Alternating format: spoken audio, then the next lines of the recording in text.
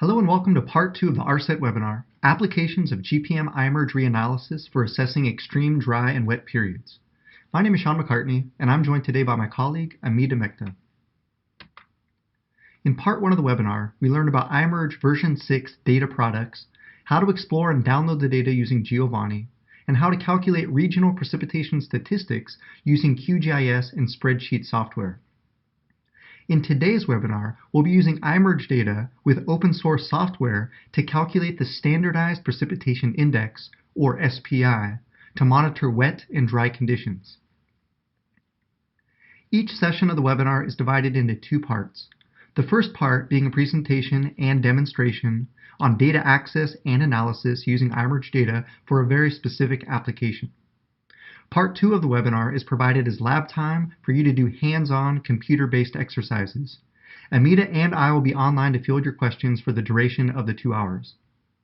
Homework assignments will be available for each of the 3 parts on the RSET website. Answers must be submitted via Google Form by the dates shown below. A certificate of completion will be awarded for those who attend all webinars and complete all homework assignments.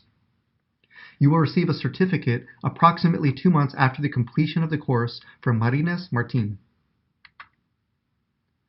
As this is an advanced webinar, it is expected you have completed the required prerequisites offered through previous RSET trainings. These are the fundamentals of remote sensing, an overview and applications of iMerge long-term precipitation data products. To complete the exercise for today's webinar, you will have to register an account on NASA Earth Data, install QGIS version 3.x, install Panoply, install Anaconda version 3.7, and for Windows users only, install Git Bash or another bash shell such as Baboon or Cygwin, which you can run on your machine. The objectives for today's webinar will be to learn how to bulk download iMerge data from NASA's Goddard Earth Sciences Data and Information Services Center, or GES-DISC, determine how to calculate the Standardized Precipitation Index, or SPI, using iMerge data for assessing extreme dry and wet periods, and finally to interpret the results using Panoply and QGIS. I will start off providing background information on the Standardized Precipitation Index, or SPI. We will then demonstrate the calculation of SPI using a case study for the state of Texas in the United States. You will learn how to bulk download iMerge precipitation data from NASA GES-DISC, pre-process iMerge data using the NetCDF operator, or NCO. NCO is a suite of programs designed to facilitate manipulation and analysis of data stored in the NetCDF format. We will calculate SPI using an open source software package implemented in Python provided by the National Oceanic and Atmospheric Administration's National Integrated Drought Information System program. We will then interpret the results using Panoply and QGIS. The remainder of the webinar will be provided to complete a similar exercise calculating SPI using the country of Mozambique as a study area. Step-by-step instructions are provided to complete the exercise, along with all the slides from today's webinar. If you encounter a problem installing the software, please look for a solution online or with your IT department.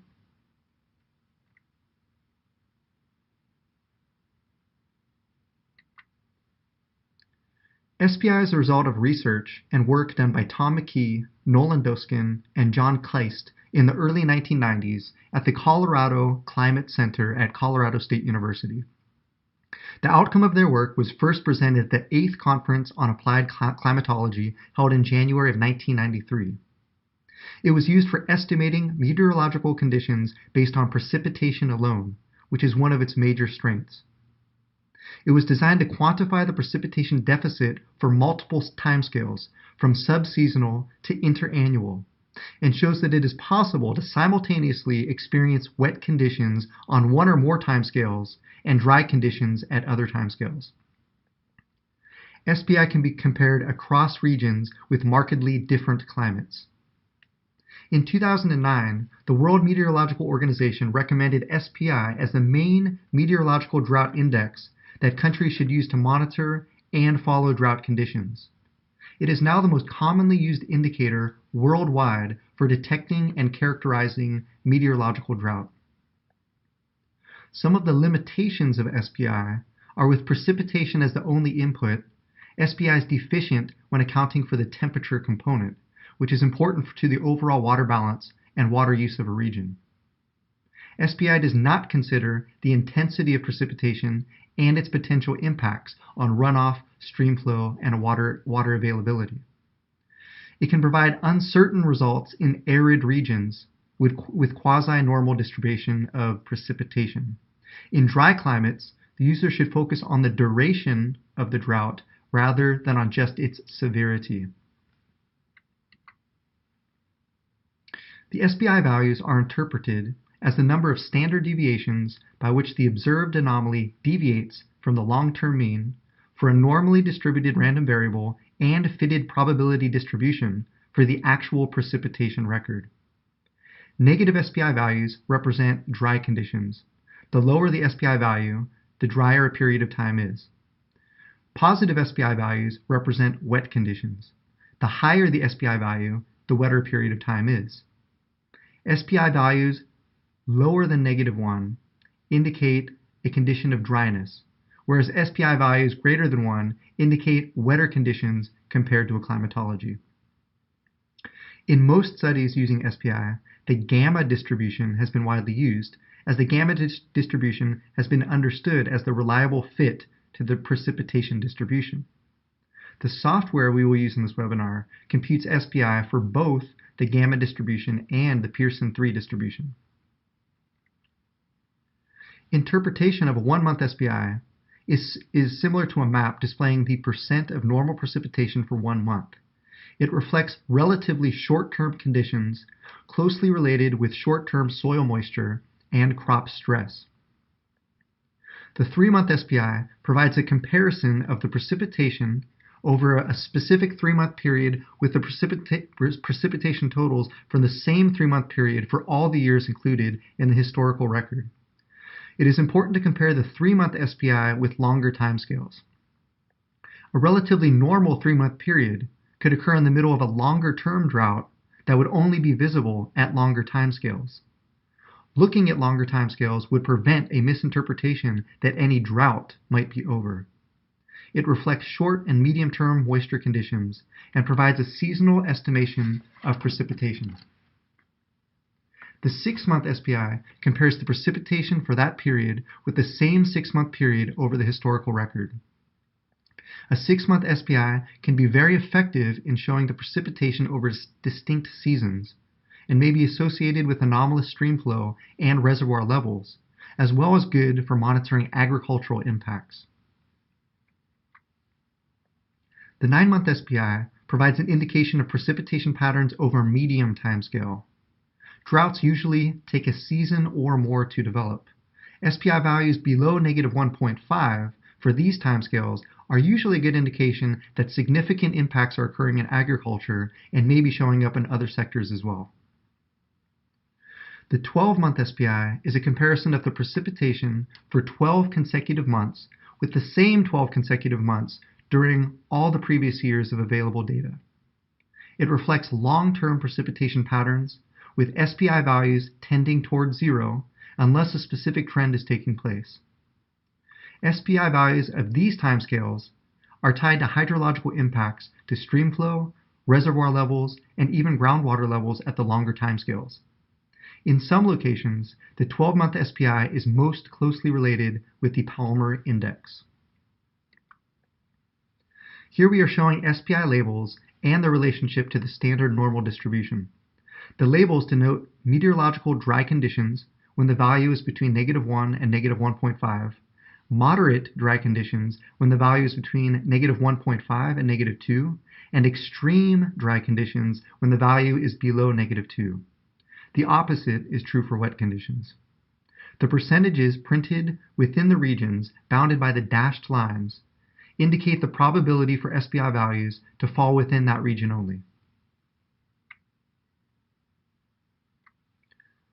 For more detailed information on SPI, please refer to the references we've provided on this slide.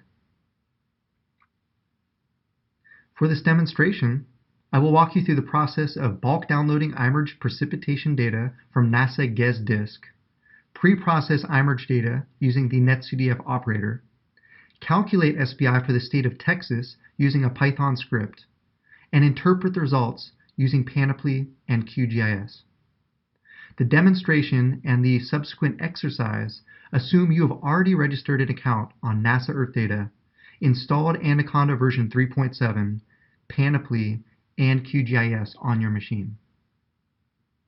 First, we'll use a web browser to navigate to the NASA GES disk website. Once there, in the search bar, we'll type in iMerge. This takes us to a web page with a list of iMerge version 6 level 3 products ranging from half-hourly to daily to monthly.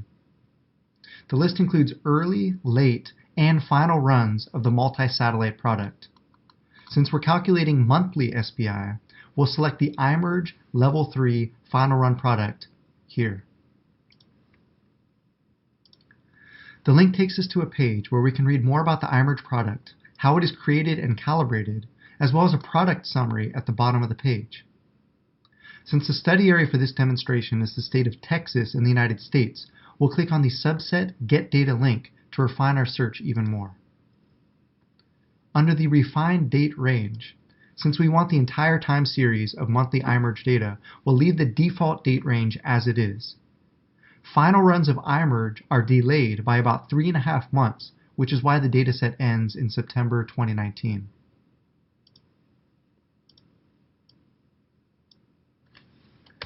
To subset our data spatially, we'll manually enter the longitude and latitude to create a bounding box around the state of Texas.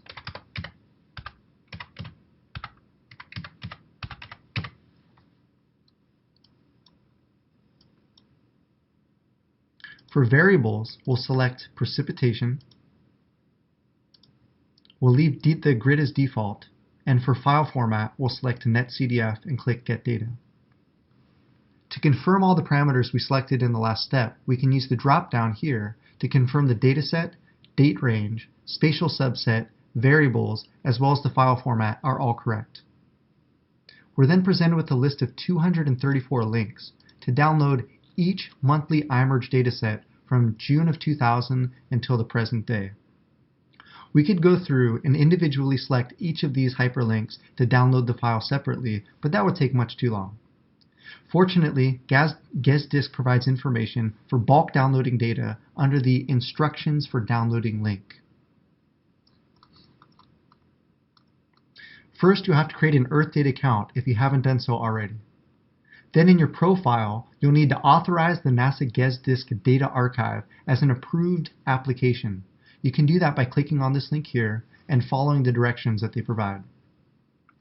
Once you've approved the application and agreed to the end user agreement, you'll have your Earth Data account linked to the GES disk data archive. You can then verify your account is linked by downloading a dataset using the link that they provide here. Once you've verified everything, you can click on the Download the list of links and save the text file to a directory on your desktop. I created a directory and named it iMerge, and that's where I'll be downloading the text file. The text file includes links for 232 iMerge netcdf files, a document on how the iMerge algorithm was created, as well as a README file. We can then follow the instructions to use wget or curl to bulk download the data using the text file that we just downloaded. wget works on both Windows operating systems as well as Mac operating systems. And since curl is installed with the Anaconda installation, this should be available to all users as well. Feel free to use whatever utility you are most comfortable using. We've also provided a zipped folder with this data on the RSET website for your convenience.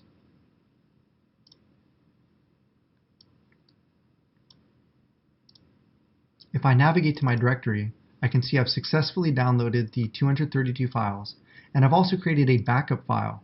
This is because we'll be changing the files that we just downloaded, and I want a backup of all the files since they will be changed, or in case they get corrupted, I have a backup.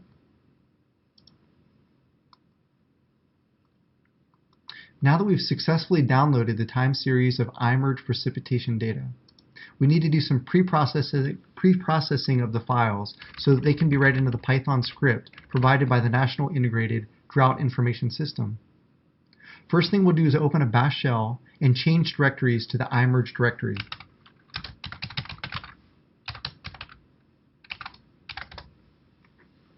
There we'll explore the data with a command called ncdump.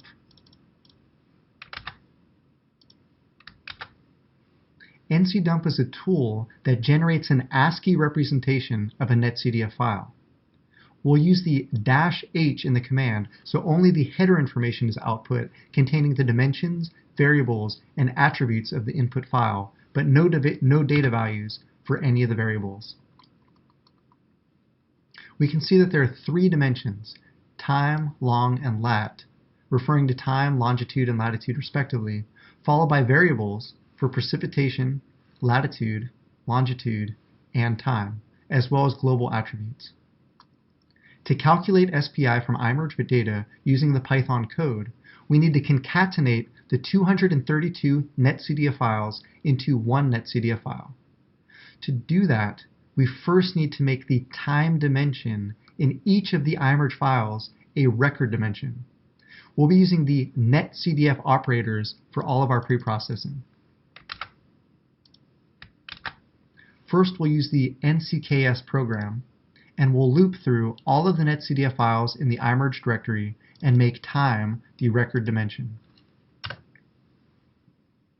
This takes a couple seconds to run, but once it's finished executing, we will use the same ncdump command on the same file as before, and we'll be able to see the change that was made.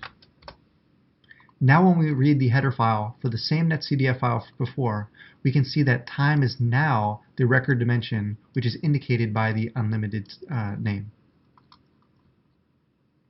Once we've established our record dimension, we'll be able to concatenate all the netcdf files using that record dimension into one file using the ncrcat program. This concatenates all of the netcdf files in the directory, and it outputs a file that we're naming iMerge_concat.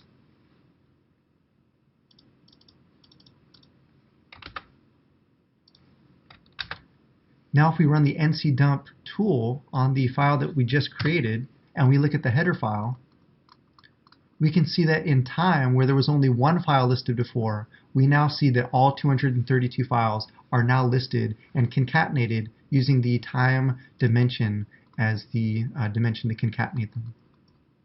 The last step in preprocessing the netcdf data will be to change the order of dimensions of the file from time long lat to lat long time. This allows the file to run in the Python code provided by the National Integrated Drought Information System. We'll use the ncpdq program to do this. The ncpdq program, and in this code, will then change the order of the dimensions to lat long time and output a file that we're naming iMerge_concat ncpdq.nc4.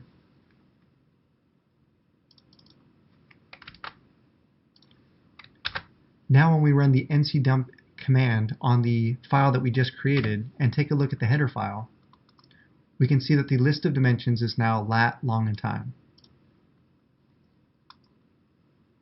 Now that we've successfully preprocessed our netcdf files, we'll navigate to NOAA's National Integrated Drought Information System website to download the software. You can download the software by clicking on this link at the top of the web page.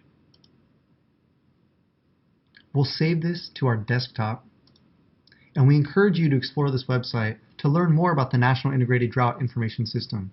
You can see there are a number of other climate indices that they provide software and code to be able to calculate. For this demonstration, we're only calculating the SPI climate indices. Once we've successfully downloaded the file, we will unzip it onto our desktop, and we will rename the directory that we just unzipped climate_indices.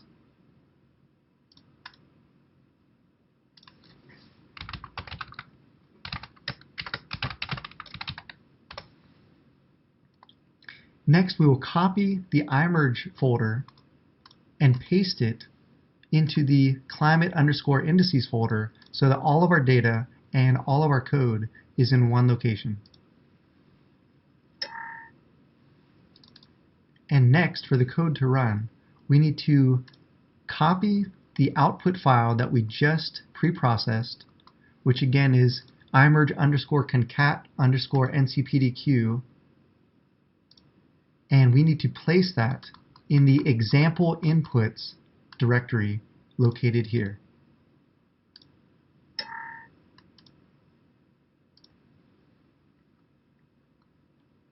Next, we need to configure the Python environment for the climate indices root folder.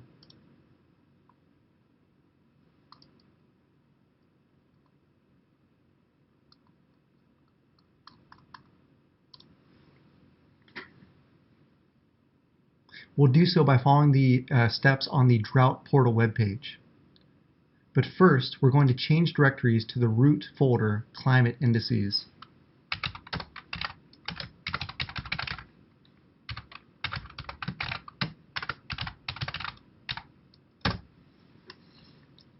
Then we'll go to the Drought portal and we'll follow all of the instructions for configuring the Python environment as well as running testing. Once we've configured the Python environment to the climate indices folder, for the sake of time I've already done these steps, but it's important for you to go through and do them yourself. After we've done that, we'll change directories to the scripts folder and we'll run the following code, which will actually calculate the SPI at a 3-month scale. The web page gives details on what each of the options are in this code. This code will compute a 3-month SPI for both Gamma and Pearson 3 distributions, outputting the results in the results directory as iMerge_SPI_Gamma, as well as iMerge SPI Pearson.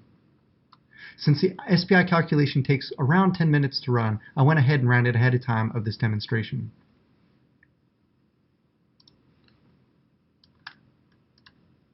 At this point in the demonstration, we've successfully bulk downloaded iMerge monthly data, pre-processed the files using netcdf operators, and calculated the 3-month SPI. To view the results, we'll use both Panoply and QGIS.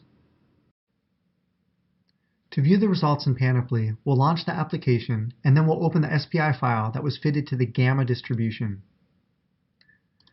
This file is located in the results directory as iMerge SPI Gamma 03, indicating it's the SPI result fitted to the Gamma distribution and it's a 3-month SPI. We'll select that file and then click Open. The header information for the file can be found in the frame on the right, similar to the results that we got from running the nc_dump tool in our bash shell. To visualize the SPI results, we'll select the variable SPI Gamma 03 and click Create Plot. When a window opens, leave the default as longitude-latitude plot and click Create. Since we calculated a 3-month SPI, the first 2 months in our time series will not display. They were used solely for calculating the index. If you select any other month besides June and July from the year 2000, you will see the results displayed on the map.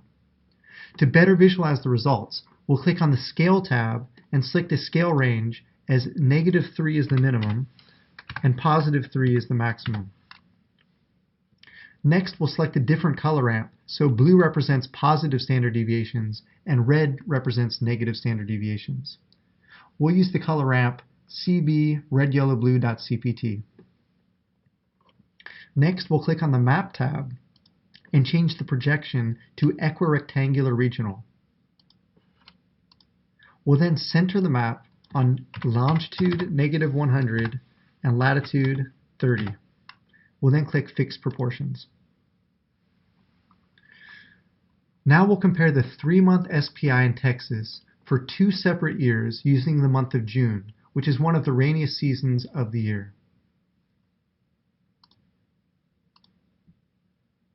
We'll select June from 2011, which was a drought year, and compare it with June 2015, one of the wettest years on record. The 3-month SPI for June of 2011 is doing a good job characterizing how dry the state was from April through June of 2011 compared to the same 3-month period in the iMerge time series.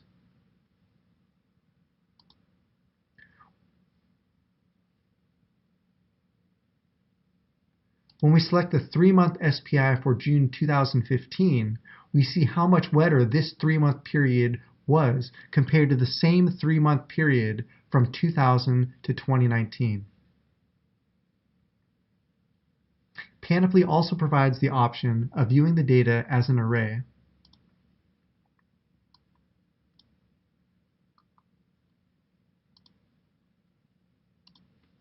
As well as exporting the data as a CSV file.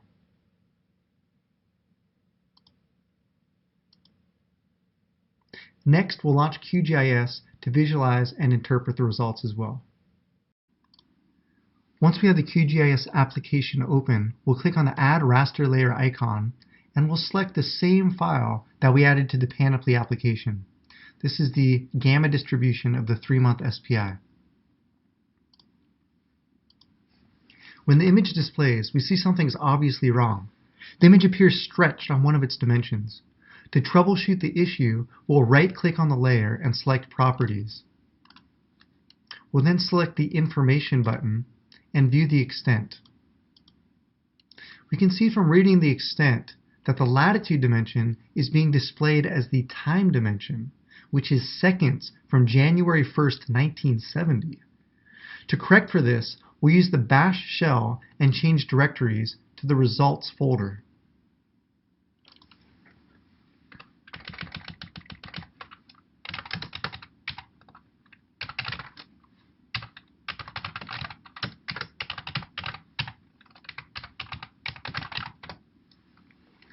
Now we're on the NCPDQ program to reorder the dimensions.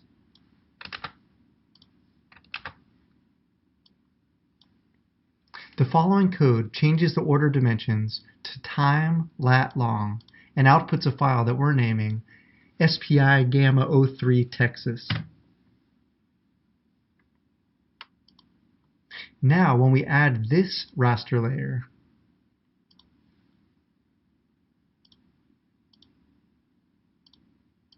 we'll first have to click on Zoom to Layer and change the symbology. We'll change the symbology to single band pseudocolor. We'll choose the minimum to be -3, and we'll change the maximum to be 3. Next, we'll change the bands. We can select any band except for the first 2 for displaying on the map. Again, the first 2 months in the time series were used solely for calculating the SPI. We'll then click Apply and OK. To confirm the image is georeferenced correctly, I'll add a shapefile of Texas acquired by the Texas Department of Transportation.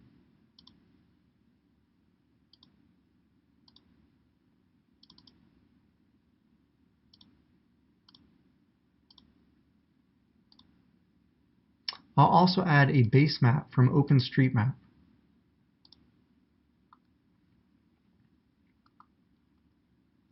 Now that we've confirmed that our image is displaying correctly, we'll now compare the same 3-month SPI from June 2011 and 2015 that we compared using Panoply.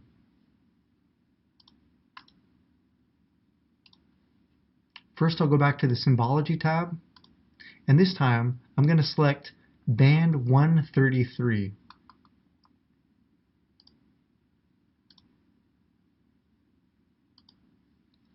Band 133 represents the 3-month SPI for June 2011. We can see low negative standard deviations across the state compared to the same 3-month period for the iMerge time series. Next, we'll change the time to 181.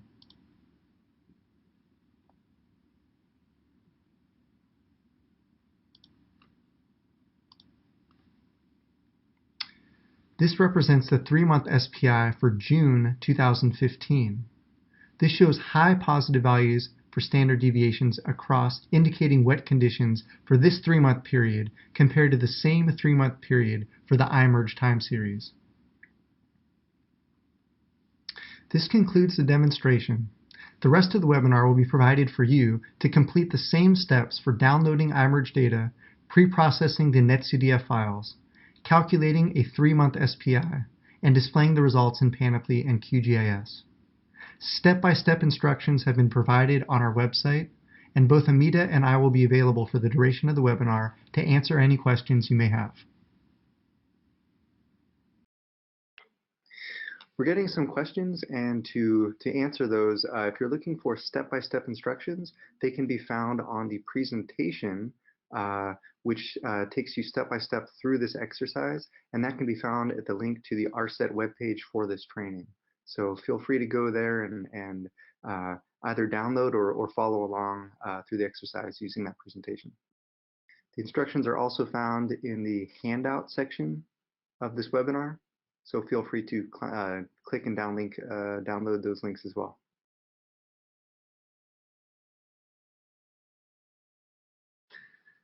Hello, everybody. I'm going to start addressing some of the questions that have been coming in. So thank you all for sending them.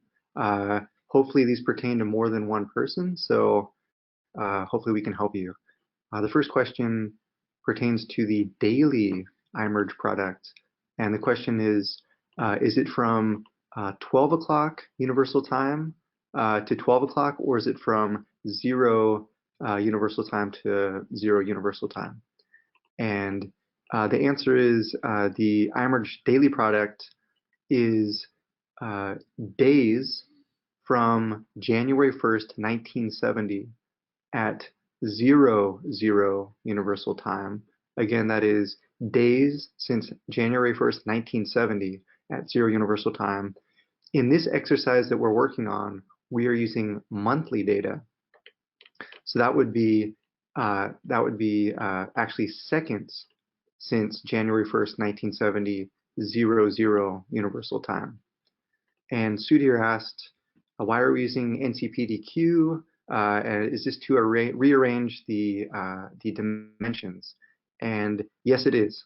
We are using the NCPDQ program to rearrange the dimensions from time lat long, which is what is provided from NASA GES-DISC, to lat long time. And the reason we are doing this is because this allows the netcdf file to run in the software, which is provided by the National Integrated Drought Information System. Another question we had is the videos of the last session and this one, when will they be available? And we actually already posted the recording from part 1, which was on Tuesday, and you can find that you can find the video to part 1 on the training page, the website for this training page. And the video from today's training will be posted within 24 hours also to the webpage for the RSET website. Another question that we had are, why are we using the Standardized Precipitation Index, SPI, when there are a plethora of other indices? And it's a really good question. There are a lot of climate indices that are out there, and the reason we are using this for this demonstration and for the exercise is, one, we're focused on using iMerge precipitation data, and because SPI uses precipitation only, it makes it relatively easy to calculate compared to other climate indices. It's also more comparable across regions with different climates than, say, the Palmer Severity Drought Index. And it's also less complex to calculate than a lot of the other indices. But it is a good question. There are a lot of relevant climate indices that are out there, and we encourage you all to explore them. If I may also add, Sean, WMO also recommended like SPI is a quick way to look at meteorological drought, so or weather-related drought, and so SPI that way is useful for meteorological drought, and it's easy to calculate compared to other indices as you mentioned. So since this webinar focuses on iMerge, we decided to focus on SPI. And Great, the thank you, next Nita. question is, how does iMerge compare to Prism? So that's a good question. If you look at prerequisite and Dr. George Hoffman's presentation, he talks about iMerge validation. You should have that link. There is systematic comparison with Prism has not been done, but I am going to give a reference here, which um, was a presentation in AMS meeting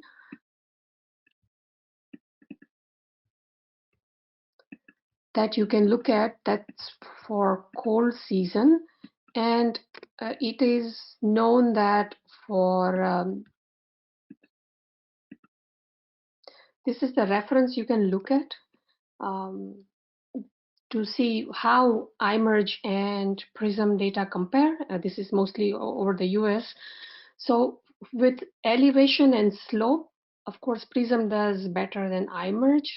Also in light rain conditions, especially in the elevated regions, Prism and iMerge, they have differences. But this is not true for all regions. This was just very specifically for elevated region. If you see this PDF, you will see that. But what I recommend, there is also, if you are familiar with Google Earth engine, it has Prism as well as iMerge data sets that you probably can compare in your own region to see how they differ. And here is the link for that. If you quite a few precipitation data sets are available here, especially Prism and iMerge version 6, they're both there. So in your own region, you may want to conduct your own comparison, because there is no one answer that fits everywhere, as you will see from Dr. Hoffman's presentation also, which was the prerequisite, that validation is also very local. In where there is in terrain is not complex, because iMerge final assimilates rain gauge data. Prism and iMerge would compare well. That's what I believe. But you probably want to validate in your own region for your own accuracy assessment. Thank you.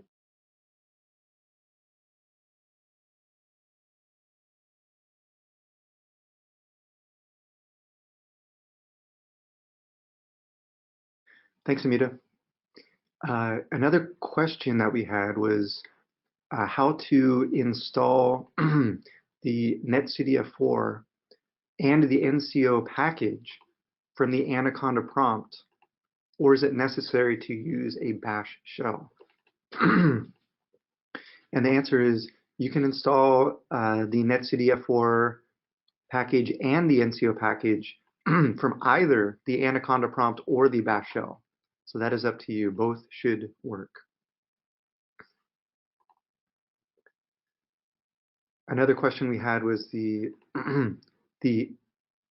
the NCKS program can be installed through the conda install, which is the line of the command which we provided in the slides for you. And the answer is yes.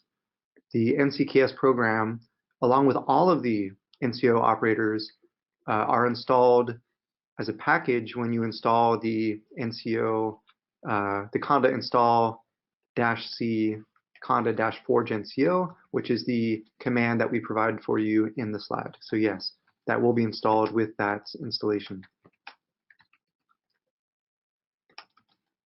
And another question we received was, I noticed that the latency i.e. the temporal availability of iMerge product is about 2 to 3 months. If it's right, we can encounter some challenges in operational use. So to answer this question, the iMerge product in which we are using for both the demonstration as well as the exercise today is the final run product, which comes out roughly 3.5 months after the observational month. So that's why we're downloading data up until September of 2019. But for those who are interested in an operational application of iMerge data, they do have both a half-hourly, so 30-minute, as well as a daily, early and late run product.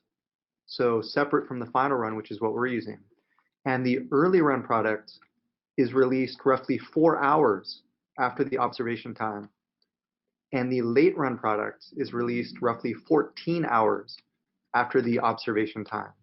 So for those who are interested in near real-time applications of iMerge data, these would be the products that you would be probably the most interested in.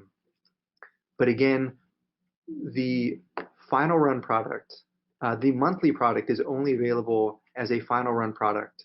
And because we're calculating monthly SPI, that's why we're using this product specifically.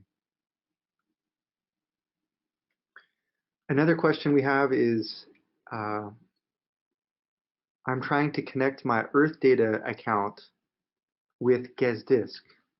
However, I can't find the NASA GESDISC data archive. It only appears as GESDISC test data archive. What should I do? Again, we would recommend you to go back to the information which is provided at the link, and you should be able to link your Earth data account with the GESDISC archive using those steps. It should work.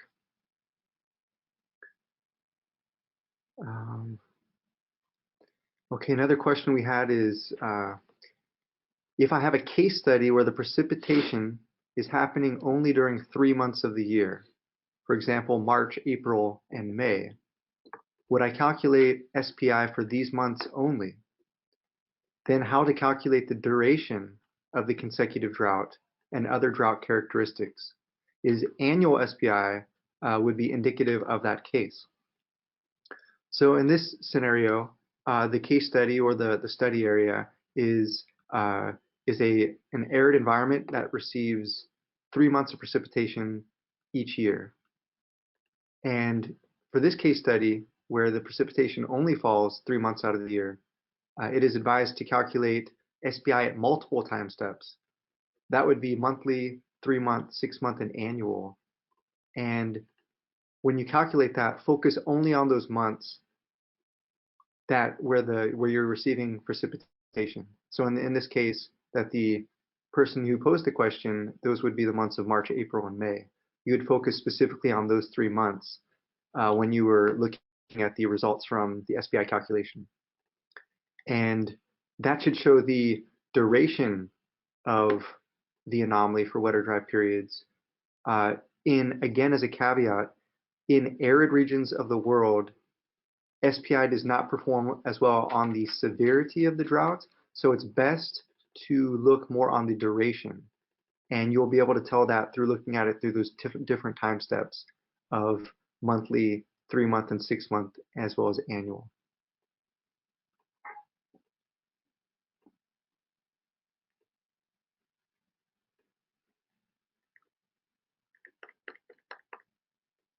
Another question that we had has to do, and this has to do with pertaining to the part 1 of this webinar. It has to do with running the raster.series or r.series, which is run in GRASS through the QGIS application. And what can I do to calculate the standard deviation of seasonal precipitation if the r.series tool is not working in QGIS. First thing we can recommend is it could have something to do with the establishing a path to GRASS within QGIS. So maybe the first thing you could do is talk with somebody in your IT department and help them to troubleshoot the issue of making GRASS compatible within QGIS. That would be the first way that you might want to troubleshoot this. Or if that is not working, if you don't have access to somebody, say in your IT department, if the GRASS tool r.series is not available, then you will have to use some other programming language. For example, you might want to use something like Python or R to calculate the standard deviation. And for the exercise, you can skip this step if you don't have access to the r.series tool. So yeah, hopefully that answers that. I know some of you are having some issues troubleshooting GRASS in QGIS from part 1. So next, GDDP download downscale data are available. I'm not sure whether they're available from GIS disk, but they are available on Google Earth Engine. And I think you can download them from Ames, NASA Ames. So there's a question here about how to install wget. That instruction is given on GES disk page. When you go to data download options, wget is a link. If you click on that, it will show you the steps how to do that. We had a question pertaining to the Python script to calculate SPI, and if there are any requirements. I'm assuming she's referring to any parameters from the netcdf file that you pre-processed to use as an input. For example, like time units, precipitation units, and a name of variables.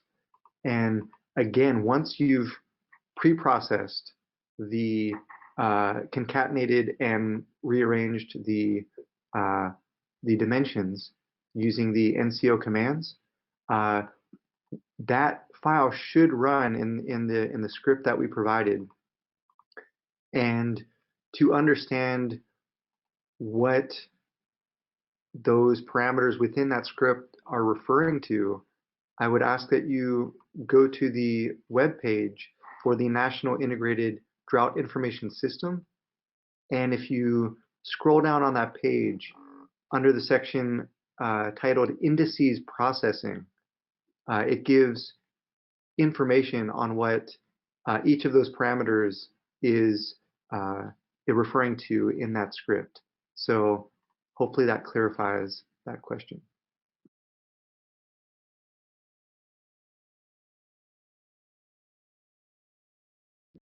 Again, we want to repeat that today's recording of the webinar will be available on the RSET webpage, the training page for this specific webinar within 24 hours. So we encourage you to again come back to the RSET website and explore the part 2, and you can rewatch this recording as well as the recording from part 1, which has already been uploaded to the webpage. And if you want, you can view some of what is in store in part 3, which would be next Tuesday. So again, if you want to view today's recording, go to the RSET webpage by tomorrow, and we will have uploaded it. We've also provided the homework for parts 1 and for part 2, and they are now accessible if you go to the training page for this webinar. Again, both homework assignments are now accessible, so please feel free to start on them when you have the time.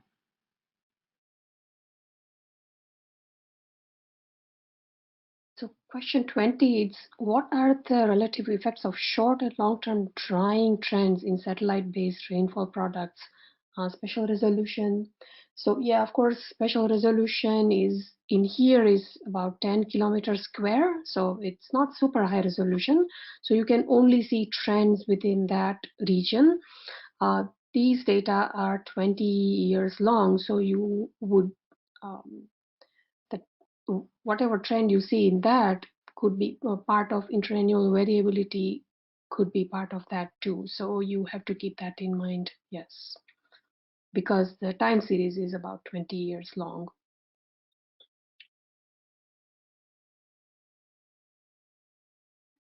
So you will be able to see the variability and trend. You'd probably not long enough time series to be able to attribute it to any particular cause. Um, for you can clearly see El Nino, La Nina type variability, and so that's short-term drying that you can clearly see in these records. Um, but trend is a little tricky. For 20-year period, it could be long-term multi-decadal variability that could appear as trend also. So yes, that is something to keep in mind.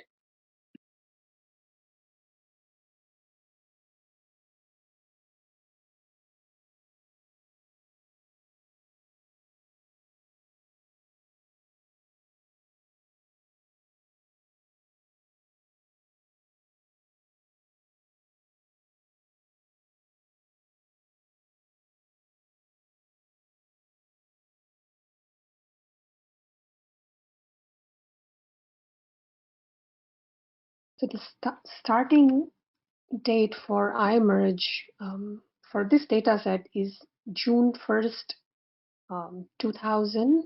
That's when it started. So for this long-term data set that we are talking about, it's the 1st June 2000.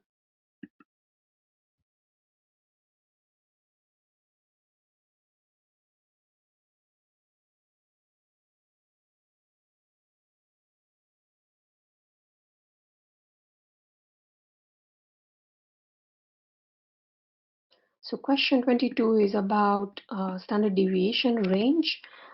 If you were able to run raster series, R dot series, and you had a standard deviation map, then you would see minimum and maximum value. That's the range that we're asking for.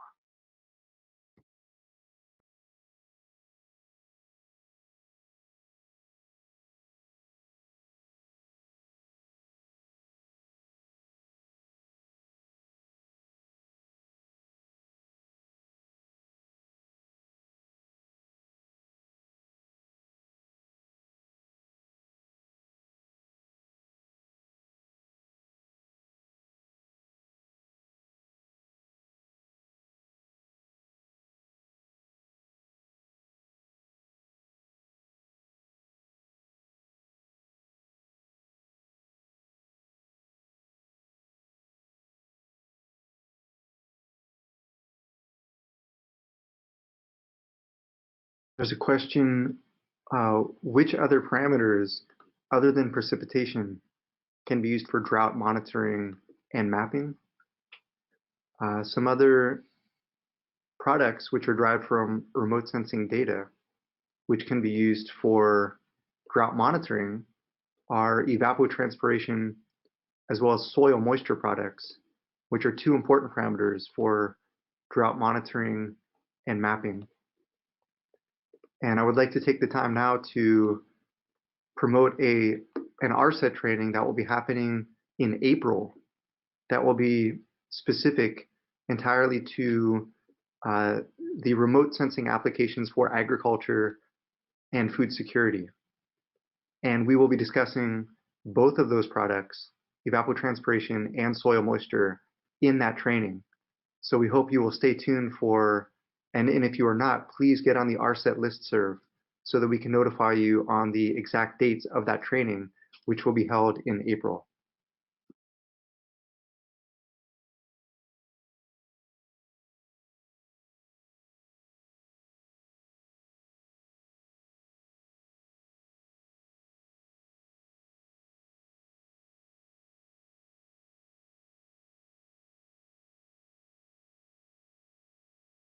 Well, since we're past the hour, we will now be concluding the part 2 of the webinar, Applications of GPM iMerge Reanalysis for Assessing Extreme Dry and Wet Periods, and for calculation of SPI based on iMerge to monitor wet and dry conditions. I would like to thank my colleague Amita Mehta, as well as my colleagues at ARSET, Brock Blevins, Selwyn Hudson-Odoi, and Jonathan O'Brien for contributing to this webinar. Next Tuesday, we will be concluding this 3-part webinar with GPM iMerge training, which will be a comprehensive final part where you'll be applying the skills that you learned in parts 1 and 2 and applying them to a study area that you will select. Again, all the homework assignments for all 3 sessions are available on our training page, and homeworks for part 1 and part 2 are already online and accessible. Please submit these answers via the Google form, which you can find linked on that same webpage.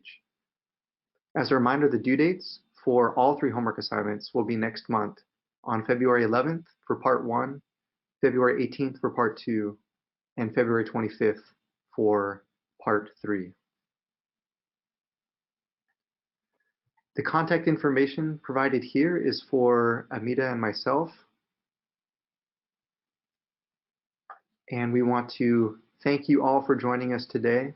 We hope that you got something out of this.